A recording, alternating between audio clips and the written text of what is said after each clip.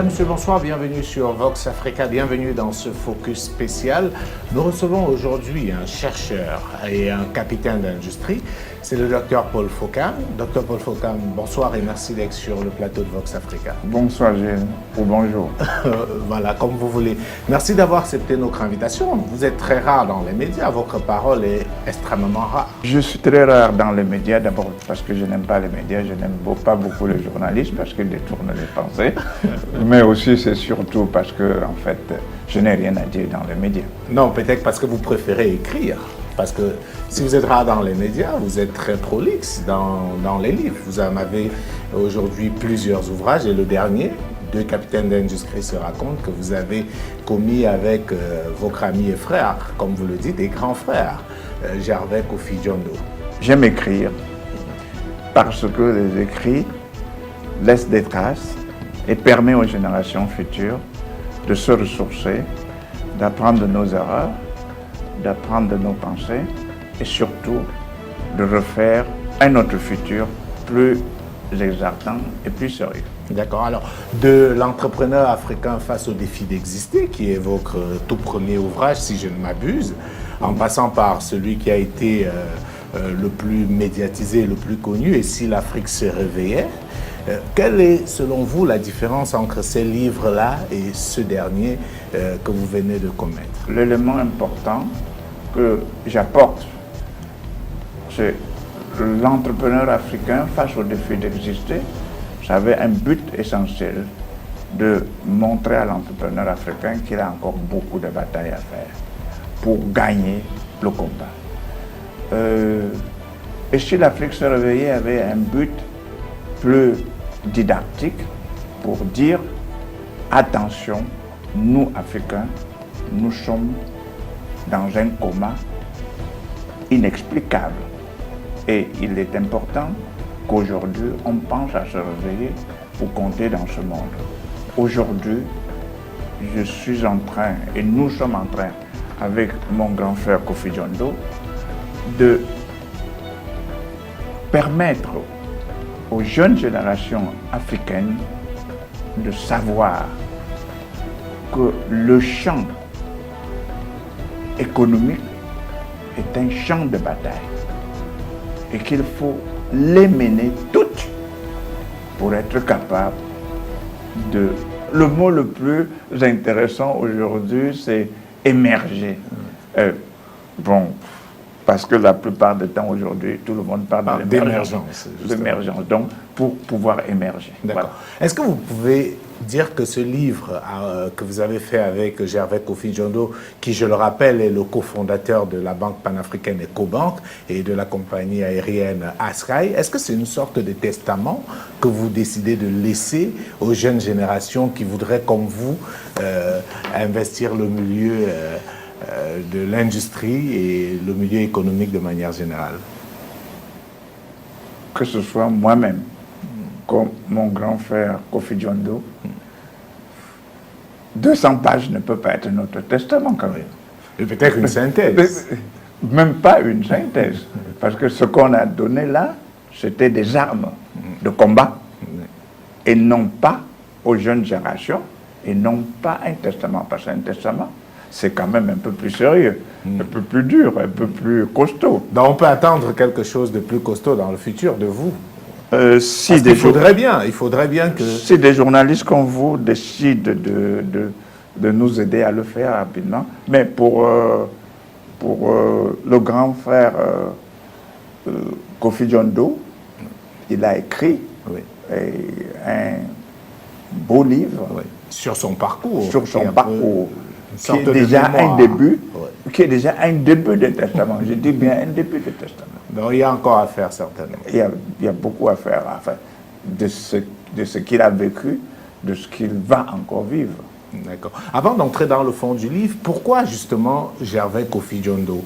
Pourquoi lui et pas quelqu'un d'autre? Parce qu'en Afrique, il y a, à part vous deux, d'autres capitaines d'industrie qui auraient bien pu se raconter dans un ouvrage comme celui-ci. D'abord, parce qu'on se connaît. Deux, parce qu'on a des parcours où on est tous les deux panafricains. Je ne peux pas dire que les autres ne sont pas panafricains.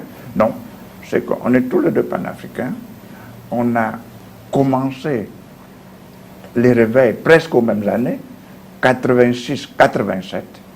Vous voyez, c'est comme que ce soit la création d'African First Bank, qui est en 87, que ce soit la création d'EcoBank, qui est aussi en fin 86, début 87.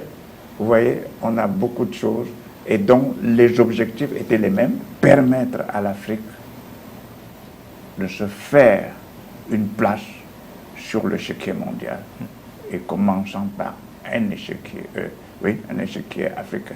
D'accord. Alors, on entre dans le livre et on commence par l'avant-propos. Vous dites quelque chose de très frappant dans l'avant-propos, c'est qu'en échangeant avec Gervais Kofi-Diondo, vous avez eu l'impression que ce qui vous arrivait dans vos parcours respectifs était quasiment la même chose. Et vous parlez justement du fait qu'on pourrait penser que les méthodes utilisées pour vous combattre ont été pensées dans le même laboratoire. Qu'est-ce que vous vouliez dire exactement dans ce passage-là? Ce que nous disons est une vérité.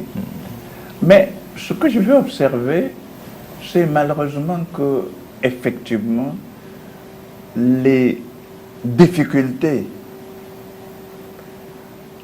auxquelles ils devraient faire face, les contraintes auxquelles ils devraient faire face, c'est les mêmes que j'ai connus. C'est les mêmes faits pratiquement de la même manière. Or, si on va plus loin, on s'aperçoit qu'on est tous deux de la zone franc. On s'aperçoit également qu'effectivement, on est tous deux de la zone monétaire contrôlée par la France. Alors, on se pose des questions. Pourquoi?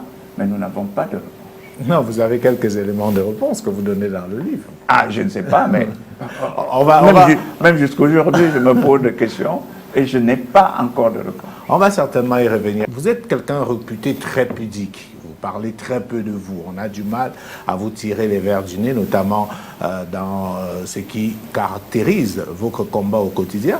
Mais j'aimerais savoir pourquoi dans ce livre-ci, vous vous dévoilez un peu plus. On a l'impression que vous allez un peu plus loin.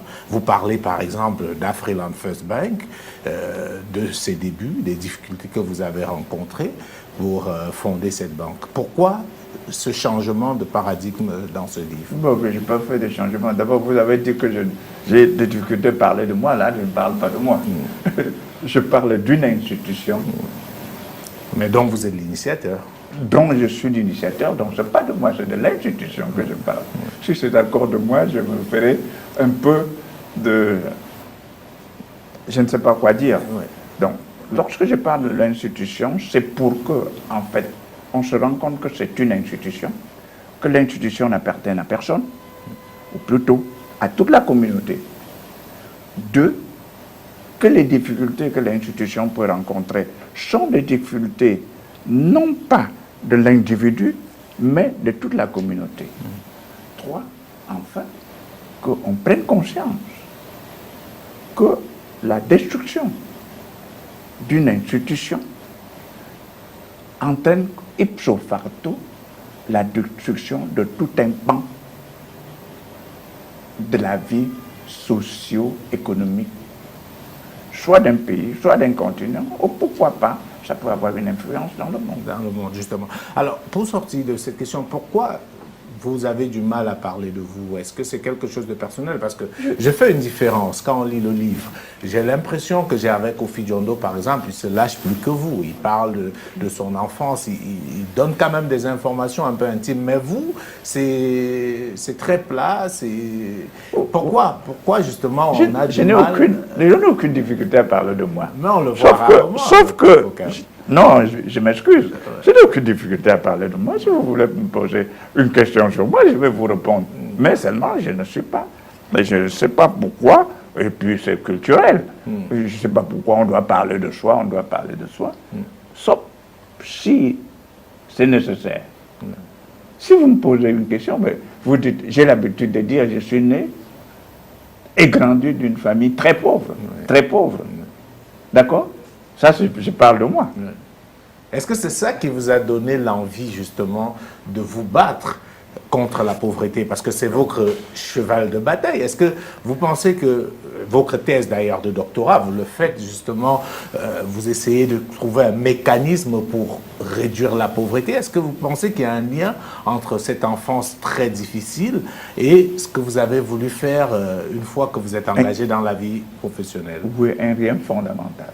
J'ai dit, dès que j'ai commencé mes études universitaires, et j'ai commencé les premiers cours d'économie, et qu'on parlait effectivement de la pauvreté, j'ai dit, plus jamais ça autour de moi. Comme je suis africain d'essence, je dis, plus jamais, si je peux, de la pauvreté en Afrique. Et j'ai dit que je voudrais faire de la pauvreté un triste souvenir en Afrique. Donc, c'est à cause de ça. Pourquoi veux-tu que je souffre et que les autres en souffrent si je peux faire quelque chose? Et je continue mon combat jusqu'à la dernière seconde pour que l'Afrique sorte de ce cercle vicieux de la pauvreté. Et c'est le fil conducteur de toutes mes publications. Justement. Alors, est-ce que vous pouvez dire aujourd'hui, à ce moment-ci, que vous êtes satisfait de ce que vous avez pu réaliser dans ce combat-là? Si je vous disais que j'étais satisfait, je pense que vous alliez vous moquer de moi, je suis sûr. Non, pourquoi? Vous avez fait des choses assez remarquables. Oh, ben, être satisfait. Ouais. Vous savez, tout ce qu'on a fait à la date d'aujourd'hui, ce qu'on a peut-être fait sortir à peu près 4 à 5 millions de pauvres pour le mettre un peu hors de la pauvreté, mais 4 à 5 millions sur 1 milliard, ou plutôt sur à peu près 500 millions, c'est rien. J'ai besoin de galvaniser le monde entier, de galvaniser les princes africains, de galvaniser les élites africaines, de galvaniser la communauté africaine pour qu'on se mette ensemble dans un combat commun pour éradiquer la pauvreté en Afrique. Alors, vous avez la réputation d'être quelqu'un, d'être un éternel insatisfait. Ça, c'est connu. Ça, ah, ouais, je ne savais pas. Oui, je vous l'informe. Ça, c'est la première réputation qui vous suit. La deuxième réputation, c'est que on dit que vous êtes, et je vais parler là au nom de plusieurs personnes, que vous êtes quelqu'un de très difficile, de très exigeant, et cela se traduit dans les différentes entreprises que vous avez fondées. Qu'est-ce que vous répondez à ces deux remarques qui reviennent très souvent quand on parle du docteur Fokam? En fait, difficile, c'est faux.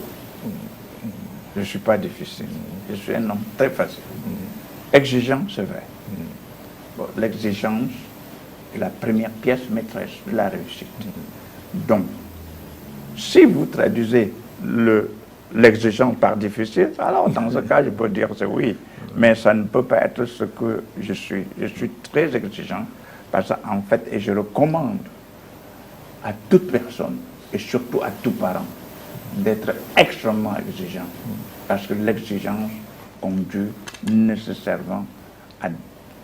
Enfin, ouvre les vraies voies, les voies fondamentales pour la réussite. Mais c'est souvent aller très loin, docteur Fokam. On vous a souvent attaqué violemment, vous traitant même parfois d'esclavagistes, de dire que ceux qui travaillent pour vous ne sont pas bien rémunérés. Il y a un certain nombre de choses. Vous avez certainement dû en entendre parler. Des gens qui ont été avec vous, qui n'étaient plus avec vous, qui ont fait ce type de déclaration. Comment vous réagissez à ça? Mais, deux réactions. La première, si vous autorisez, je vais vous poser une question. Ben, c'est moi qui pose des questions, mais exceptionnellement, je peux vous autoriser, si ça nous permet d'avancer. Ok.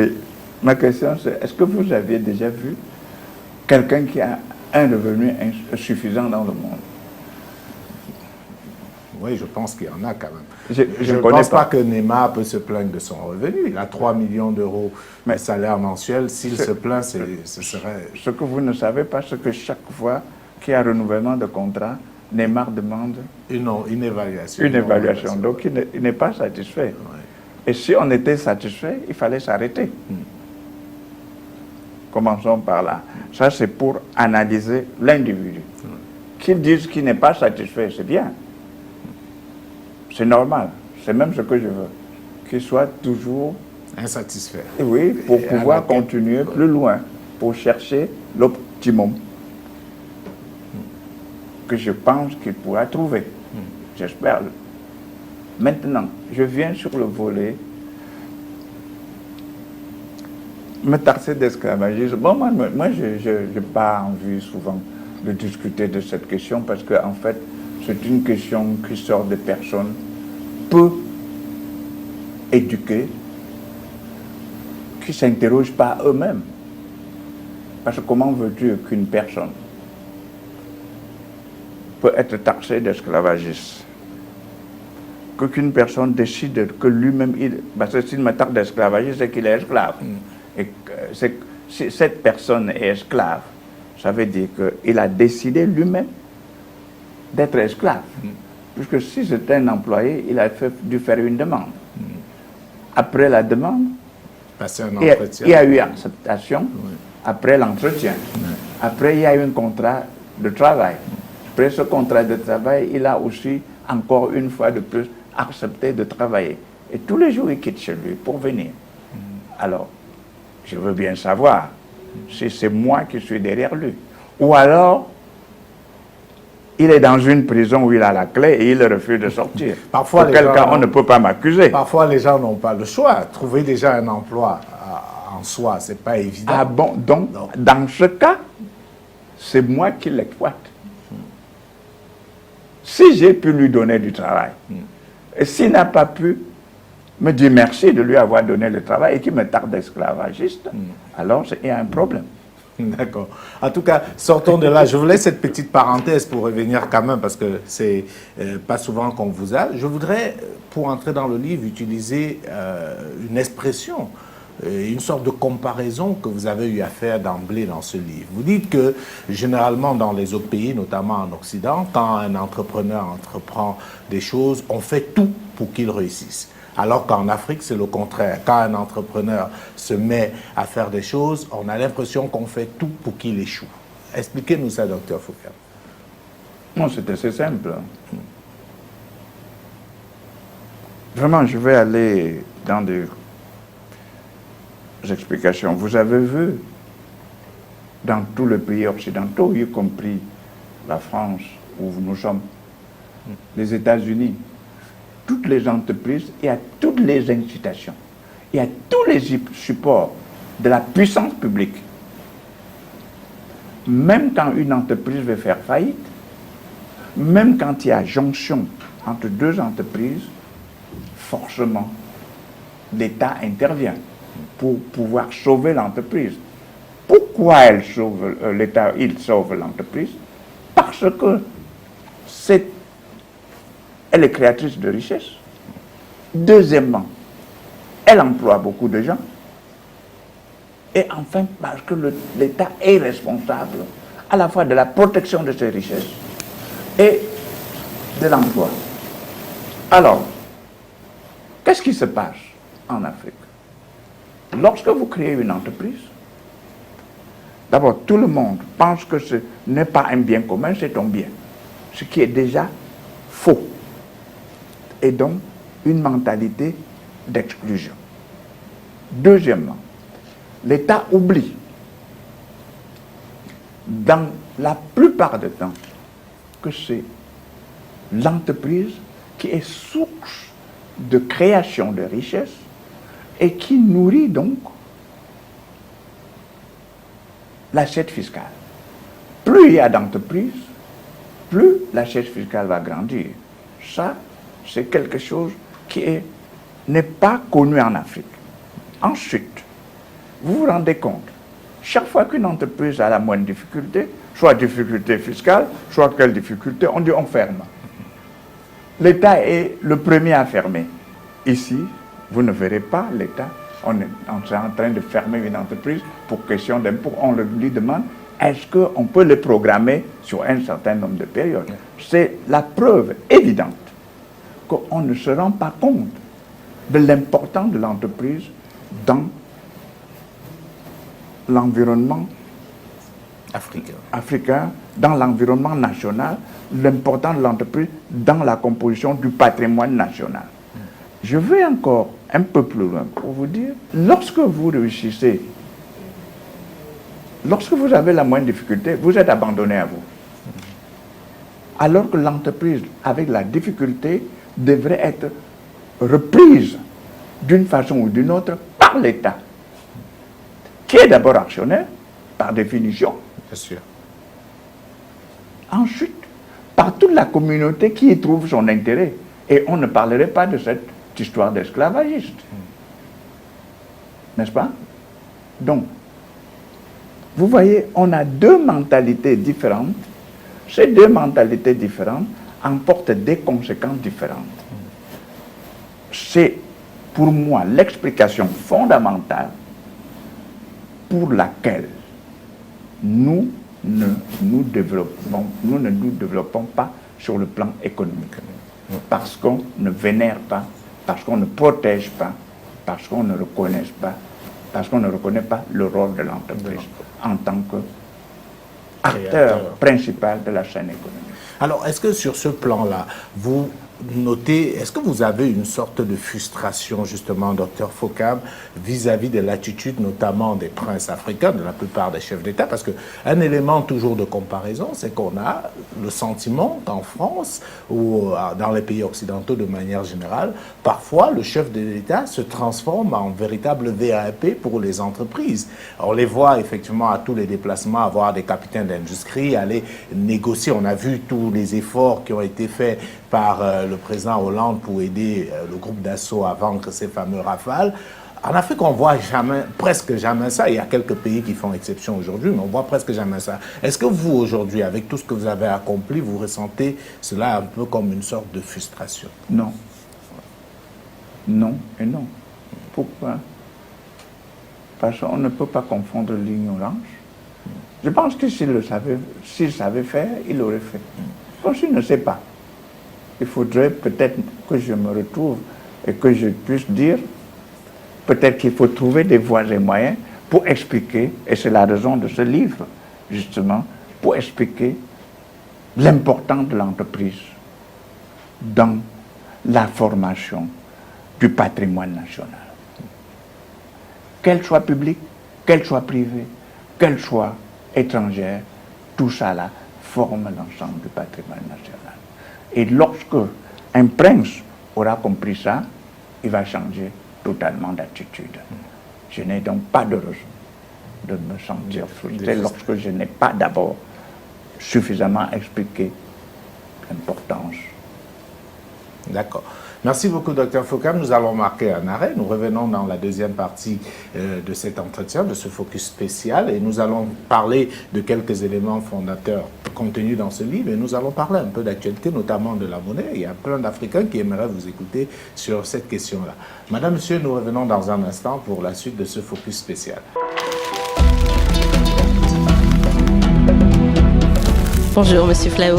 Bonjour à vous. Monsieur Fassifieri. Madame Tariq, bonjour. Moi, c'est Natacha Zimpe. Bonjour, bonsoir. Merci beaucoup. La chaîne Vox Africa. À Tanger, à Kinshasa. Bienvenue sur Vox Africa. C'est ce défi-là qu'il faut relever. Je suis Christelle Pananzila. J'ai rejoint Vox Africa depuis 2017 de Bruxelles. Je couvre les forums économiques à travers le monde et les news pour Vox Africa.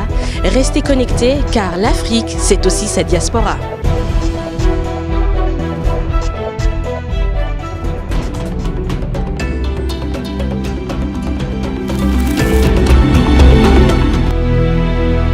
Madame, Monsieur, nous sommes de retour sur le plateau de ce focus spécial. Nous recevons le docteur Paul Fokam, qui est chercheur, capitaine d'industrie, et qui vient de commettre avec Gervais Kofi-Njondo un ouvrage, Deux capitaines d'industrie se racontent, que je vous recommande fortement à lire, surtout si vous avez des ambitions dans le secteur économique. Alors, docteur Fokam, je voudrais qu'on entre dans ce livre en parlant de quelque chose qui vous semble hyper important.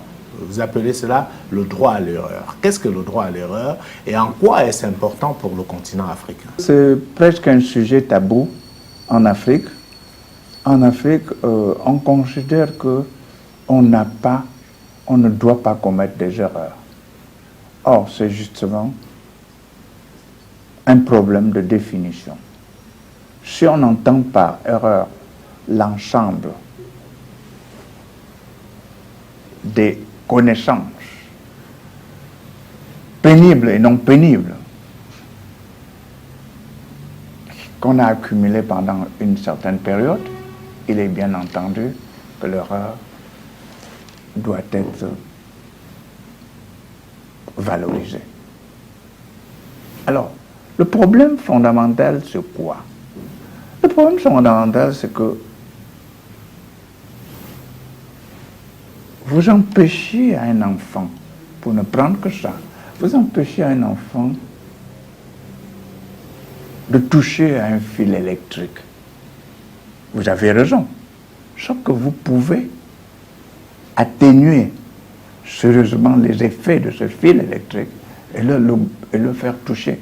Alors quand ça va le percuter, oui. Quand ça va le percuter, il va comprendre qu'il y a un danger et il va apprendre de ses erreurs. Donc l'erreur est une véritable source d'apprentissage et une source merveilleuse d'apprentissage.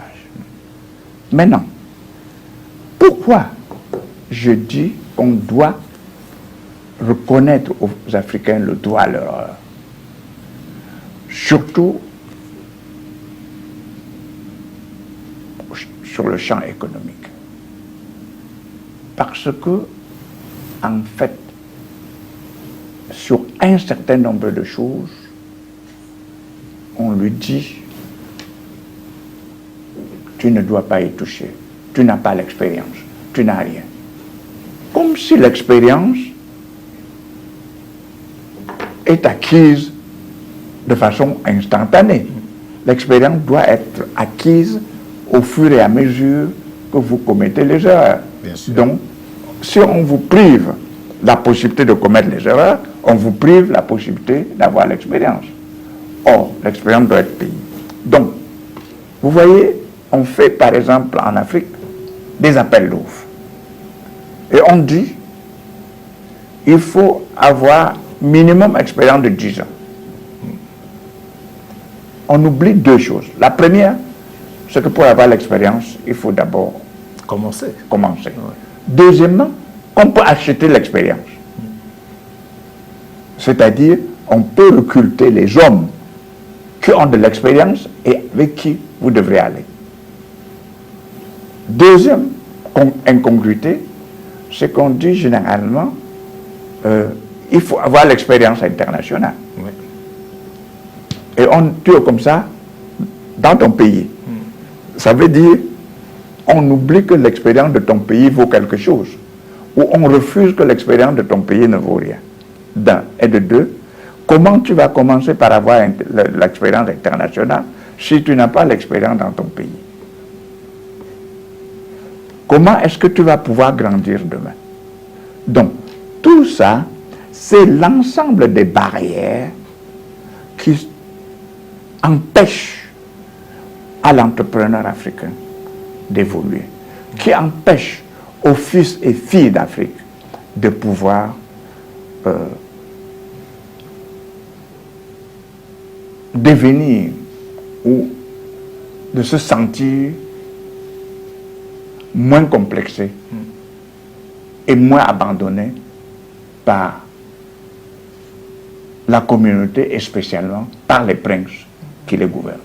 Alors, comment on remédie à ce problème-là, docteur Foucault? Parce que c'est un problème vraiment récurrent en Afrique. On a effectivement dans plusieurs chantiers, dans plusieurs projets en Afrique, on recourt de manière automatique à l'expertise dite entre guillemets internationale, alors qu'on voit aussi un foisonnement de jeunes entrepreneurs qui aimeraient faire des choses, mais qui généralement n'y arrivent pas. Comment, selon vous, on résout ce problème-là?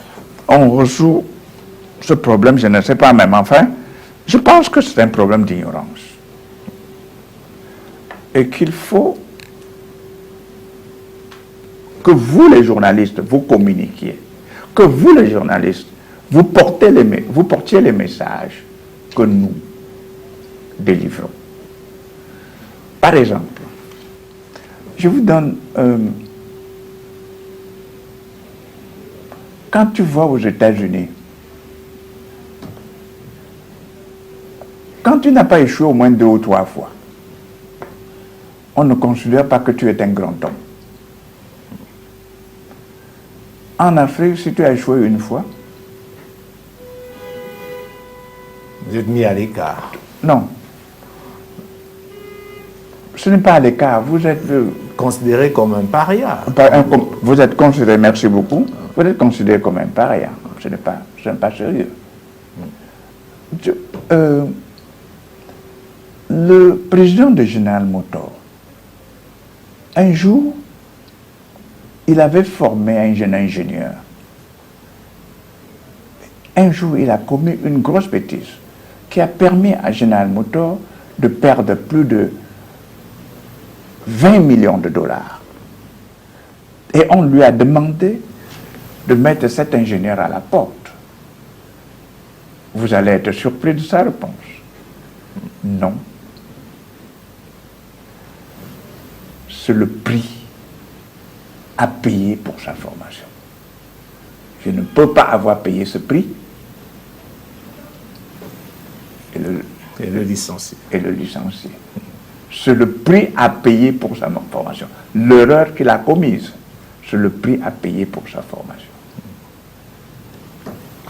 Aujourd'hui, on vous refuse. Au lieu de dire on ne peut pas vous donner 100 km de tronçon de route, mais on vous donne 10 km, pour que vous commettiez des erreurs dessus, pour apprendre à faire demain 20 km, on dit non, vous n'avez aucune expérience. Et cela veut dire qu'en clair, vous n'aurez jamais la possibilité de faire 1 km de route. Justement. Quand vous allez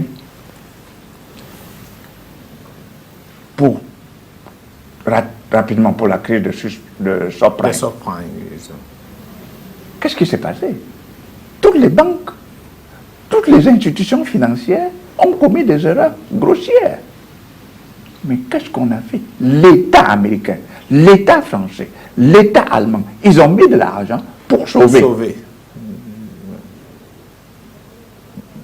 Ça veut dire on a payé le prix de cette erreur pour que le système continue à marcher automatiquement. Et surtout qu'on apprenne. Que ça et toutes les réglementations qui se mettent en place aujourd'hui, c'est ces réglementations, c'est la conséquence de ces erreurs qui ont été commises à cette époque. Donc, c'est vous, les gens de médias, qui doivent éduquer nous, les Africains, et plus spécialement les princes africains, de prendre au sérieux le secteur de l'économie. Ouais, et ce droit à l'erreur. Alors, parce que vous voyez, si vous voyez, le chef d'entreprise dans beaucoup de pays africains, et surtout francophones, et surtout francophones, ne valent rien. Vous voyez, même dans certains pays, lorsqu'on donne des vœux au chef de l'État, il y a une catégorie qu'on appelle les opérateurs économiques, parce que je ne sais pas ce que ça veut dire. Mais en fait, ils sont les derniers. Ils sont appelés même après le syndicat des employés. C'est eux qui sont les employeurs. Ils sont invités après, dans le rang protocolaire, après le syndicat des employés.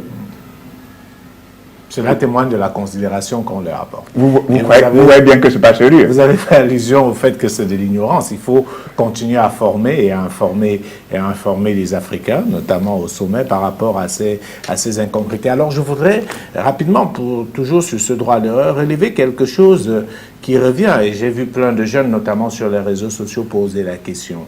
Aujourd'hui, quand un jeune finit sa formation, finit ses études, il a souvent du mal à trouver un emploi, parce qu'on lui réclame 5 ans d'expérience. Ce qui est une chose quand même assez hallucinante parce qu'on se demande comment il aura de l'expérience s'il n'a jamais travaillé. Ce sont des choses qu'on vit au quotidien et plein de jeunes nous remontent ce type d'informations. Ils sont frustrés parce que directement c'est éliminatoire. Et même on voit dans des appels à candidature, on dit nous recherchons quelqu'un qui a tel diplôme, mais surtout qui a minimum 2 ans d'expérience dans le domaine. Comment est-ce qu'on fait pour régler ce type de problème? Parce que si quelqu'un ne travaille pas, il n'aura jamais d'expérience. Donc, Bon, pour éviter de mettre les gens dans un cercle infernal, il faut déjà repenser l'éducation pour que l'éducation soit théorico-pratique. Et ça, c'est très important. Aujourd'hui, on fait des universités aussi qui ne sont que, même les enseignants, ne sont que ne rabâchent que les livres sans jamais connaître ce qui se passe dans la pratique. Il n'y a pas une cohésion entre l'entreprise et le monde éducatif. Il n'y a pas d'imprégnation de l'enseignant aux pratiques de l'entreprise. Vous voyez, si nous prenons le pays qu'on peut prendre un exemple, comme le pays aux États-Unis, vous ne devrez pas enseigner plus de 5 ans sans se détacher au moins 1 an en entreprise. Ouais. Et on se rend compte que dans certaines universités africaines, dans la plupart, ceux qui enseignent, ce sont des capitaines d'industrie, ce sont des praticiens. Dans la plupart, non. Oui, non. Si vous prenez l'exemple de notre université PK-FOCAM, oui, mais beaucoup d'entreprises, beaucoup d'universités. Bon, c'est vrai, il y a quelques universités au Maroc, quelques rares universités en Tunisie. Mais sinon, le reste, c'est la théorie pure. Ça, c'est la première partie. La deuxième partie, c'est quand même la nécessité, la conscience publique. La conscience publique de ce que, quand on fabrique les gens, il faut en même temps créer les emplois pour eux. Et si, parce qu'en fait, on fait ça pourquoi? Parce que le marché de l'emploi n'est pas demanderesse. Or, si on faisait la promotion des industries, la promotion de l'agriculture, la promotion de services, le marché de l'emploi serait demanderesse. Et on ne serait pas en train de dire il faut 2 ans d'expérience, parce qu'il faut même les avoir. La preuve, quand nous sortons les gens à PK-FOCAM Institute of Excellence, tous ceux qui sont sortis, tous ceux qui sortent, on les arrache déjà à la porte de l'université, n'est-ce pas? Mais on n'en a pas de quantité suffisante pour pouvoir servir tout le monde. Ça voudrait dire qu'il faut tous ces éléments, comme les éléments sont rares, comme aussi le produit que nous mettons sur le marché est rare, bien on se les arrache. Donc il faut que la puissance publique s'organise de façon harmonieuse pour que l'offre rencontre la demande. Alors, dans votre livre, vous prenez plusieurs exemples, notamment des capitaines d'industrie, et vous célébrez l'échec, visiblement, dans ce livre. Vous prenez, par exemple, le cas de l'Américain le plus inspirant de toutes les générations, Lincoln, qui a eu un parcours que certains auraient pu qualifier de chaotique, qui a connu tellement de preuves que même le plus téméraire d'entre nous aurait certainement abandonné, mais qui à la fin a fini par devenir le président des États-Unis. On a des exemples comme ça, Steve Jobs, Jack Ma, Alibaba, on peut prendre des exemples. Est-ce que pour vous, il n'y a pas de réussite sans échec? Parce qu'on a le sentiment aujourd'hui que tous ceux qui ont réussi, que ce soit Bill Gates et les autres, sont passés par des épreuves très difficiles, à la fois au plan personnel et même au plan de la construction de leur empire. Jules, est-ce que c'est un complexe? Pourquoi vous ne citez que les Occidentaux? Non, dans mon livre, j'ai commencé par citer les Africains. Oui, bien en sûr. commençant par le père Nuchongue, paix à son âme, qui est décédé. Oui. D'accord? Oui. Et J'ai cité Mandela. Oui. Hein? Oui, bien sûr. Bon. Alors, à votre question, est-ce qu'il n'y a pas de réussite? Sans échec. Sans échec. Il n'y en a pas de réussite sans échec. Vous ne pouvez pas réussir si vous ne savez pas échouer. En tout cas, si vous réussissez sans savoir comment pénible peut-être quelquefois l'échec, vous allez tomber immédiatement. Donc, il est normal que je puisse demander à tout le monde de célébrer l'échec. Pas pour rester dans l'échec, parce que, attention, je reviens sur la définition que je fais de l'échec. C'est une opportunité à recommencer avec plus d'intelligence. Ce qui veut dire que si tu décides d'échouer, si tu dis que j'ai échoué, ça veut dire que tu as abandonné. Aussi longtemps que tu n'as pas abandonné, et tu as cité le cas de Lincoln, j'ai cité le cas de Mandela, j'ai cité le cas de Père de Songwen, paix à son âme, c'est parce qu'ils ont considéré l'échec comme seulement une étape vers la victoire qu'il va rencontrer bientôt. D'accord. Est-ce que vous, docteur Fokam, à titre personnel, vous avez des échecs? Est-ce que vous avez connu des échecs? De vue de l'extérieur, on a l'impression que non. Vous avez fondé Afriland il y a un peu plus d'une trentaine d'années. On n'a pas vraiment d'échecs connus bon? dans le secteur. Même dans le livre? Oui, peut-être dans le livre. Bon, si vous l'avez, si dans le livre, je vous ai montré quelques échecs. Peut-être dans le livre, effectivement. Oui. Alors, donc, je ne sais pas si, quand vous agissez, il faut déjà au départ accepter l'échec. Dès que vous commencez à agir, quelle que soit l'action et quel que soit le domaine que vous engagez, il faut commencer à accepter l'échec comme une composante normale.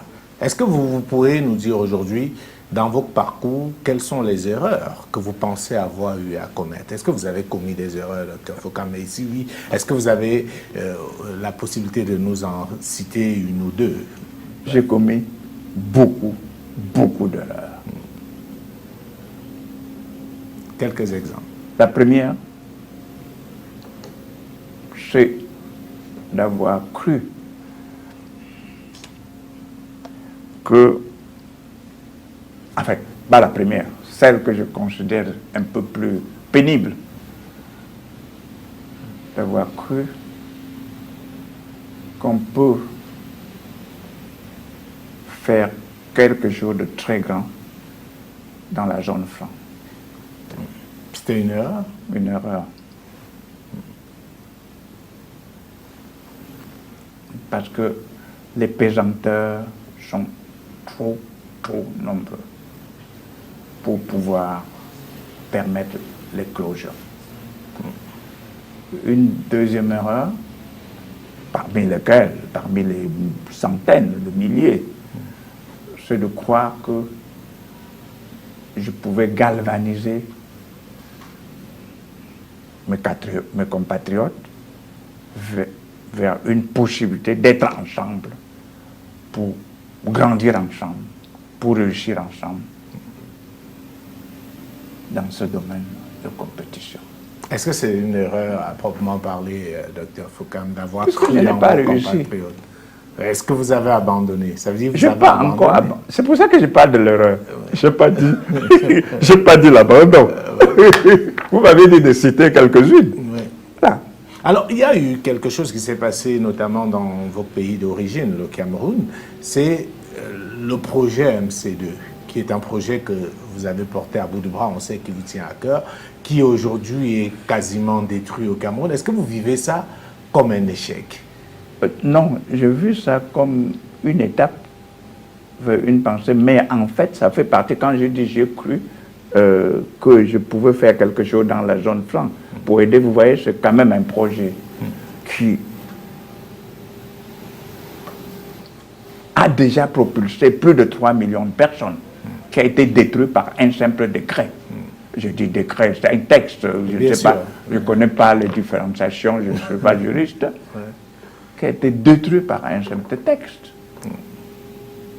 Malgré tous les efforts que j'ai faits pour faire comprendre qu'il s'agit là d'une erreur fondamentale, qu'il s'agit là de remettre une population qui était déjà capable de s'en sortir par elle-même dans une situation demandante.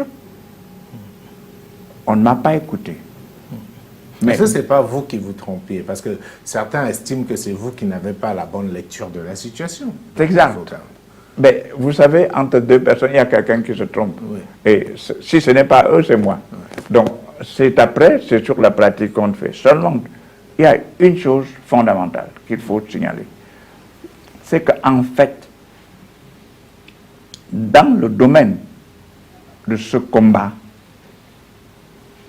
il y a ce que nous appelons le top-down, où d'en haut, on te donne les instructions pour faire et ce que nous appelons les bottom-up.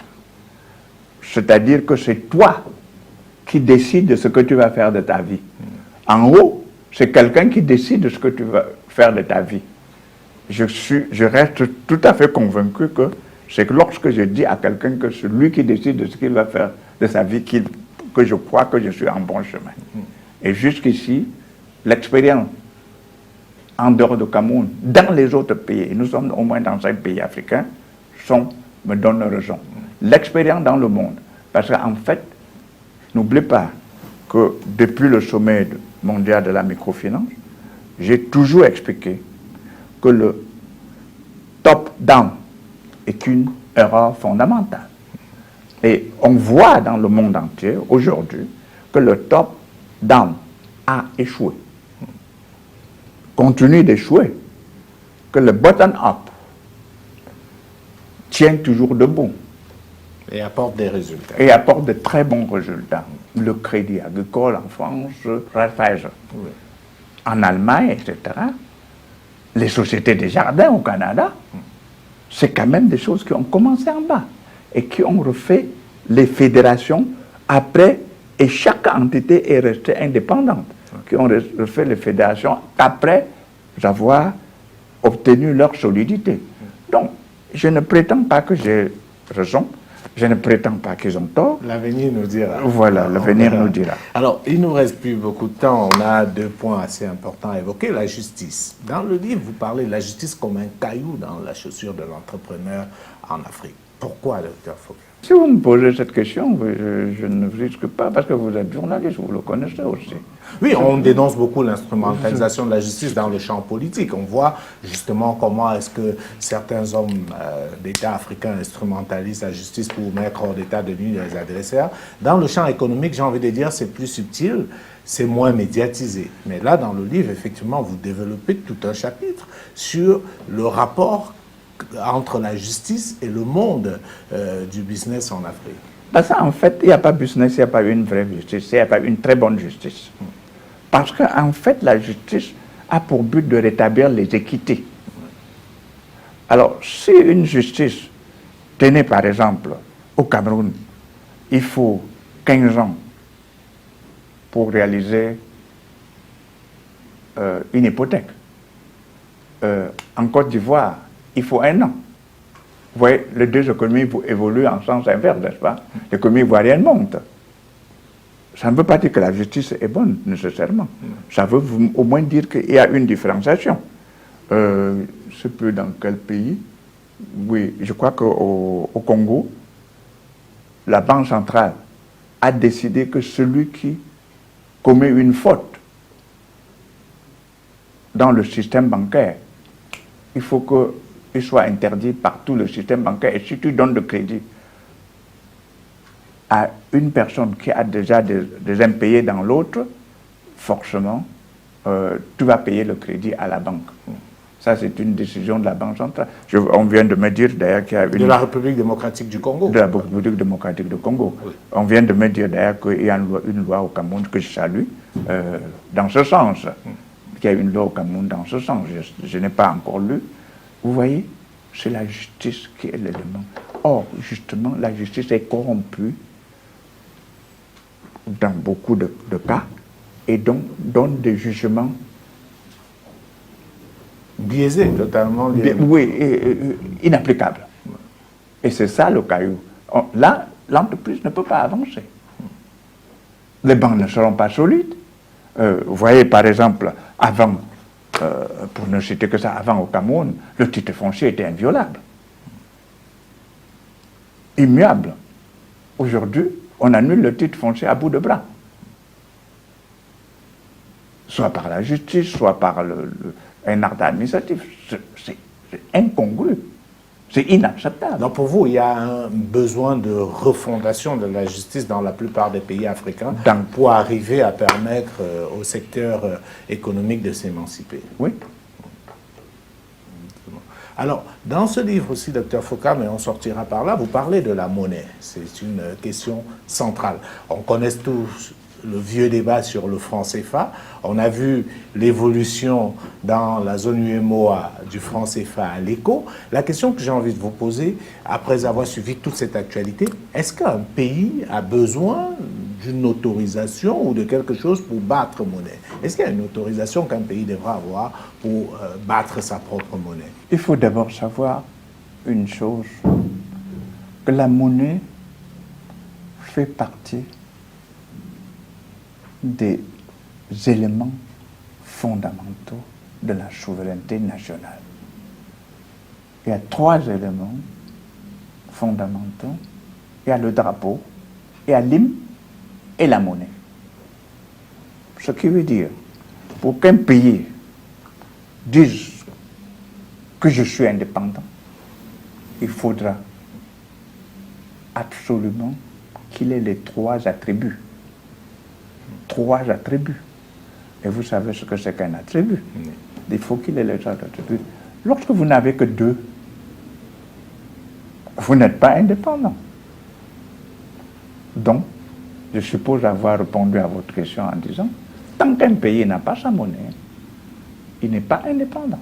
Mais concernant le franc CFA, certains experts estiment que c'est une monnaie qui appartient au pays qui l'utilise. Ben, je ne sais pas. Si c'est sa monnaie, il doit avoir son gouverneur qui gère. Il doit avoir... Regardez, vous devez comprendre une chose. En France, vous savez qu'il y a encore de courant qui dit que il faut que la France reprenne son indépendance. N'est-ce pas? Parce que atterrir à l'euro. Or, la France a toute son indépendance parce qu'il a cédé seulement une petite partie. Ses réserves ne sont pas au trésor européen. Son gouverneur continue à gérer l'économie et la monnaie, la partie de la concession monétaire qu'on lui a donnée. Et c'est ce qui justifie d'ailleurs le pourcentage qu'on dit tu ne dois pas dépasser ça. On fixe les critères. Donc, ça ne met pas en jeu l'indépendance. Non. Par contre, vous avez vu Marine Le Pen dire que ça met en jeu l'indépendance. Ouais. Que je comprends bien, parce que ça nuance un tout petit peu. Mais regardez, le gouverneur de la France, de la Banque centrale de France, n'est pas un agent du gouverneur de la Banque européenne. On n'a pas supprimé le gouverneur. Est-ce que, par exemple, dans la zone schéma où est moi, tu as un gouverneur par pays? Tu as même un vice-gouverneur qui s'occupe des opérations d'un pays? C'est une monnaie communautaire. On estime que c'est une monnaie communautaire. Il y a une banque centrale. Non, toutes les économies ne sont pas les mêmes. Donc, la meilleure organisation aurait été de dire il y a un gouverneur et les vice-gouverneurs sont dans chaque pays. Et à partir de ce moment, les politiques monétaires s'est fait avec le gouverneur et les vice-gouverneurs. Auquel cas, chacun tiendra compte des spécificités de son pays. Quand le gouverneur qui est, par exemple, je ne sais pas, qui vient du Bénin, décide, est-ce qu'il tient compte vraiment de la spécificité? Et l'autre est le chef d'agence, que je les appelle le chef d'agence, et le chef d'agence qui est, par exemple, au Bénin, est-ce qu'il est présent? Non. Vous ne pouvez pas dire. Et je reviens à l'élément fondamental que tu as posé. c'était, est-ce qu'un pays peut avoir une monnaie? Oui, est-ce qu'un pays a besoin d'avoir une autorisation? Parce qu'on a l'impression, quand on regarde plusieurs pays africains, que c'est quelque chose de très compliqué. Mais maintenant, en dehors des pays de la zone franc, tous les pays africains ont leur monnaie. Bon, commençons par là. D'un et de deux. Je reposerai votre question. Est-ce qu'un pays africain... Non, je réponds d'abord à votre question.